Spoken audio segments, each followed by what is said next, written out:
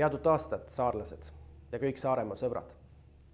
Aasta 2021 on jäänud ajalukku. See oli aasta, kus Saaremaal valmisid mitmed suured objektid. See oli aasta, kui toimusid olümpiamängud ja see oli aasta, kus meid ei olnud veel maha jätnud koroonaviirus. Ma soovin, et see aasta, 2022, saab olema teistsugune. Aasta, kus me ei räägi igapäevaselt enam viirusest, vaktsineerimisest ega kõigest sellest, mis on seotud selle paha haigusega.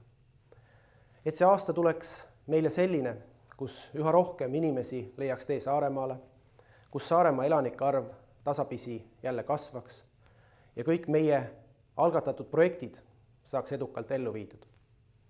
Ja igale ühele teist ma soovin, et see aasta tuleks täpselt selline, nagu te olete unistanud ja soovite.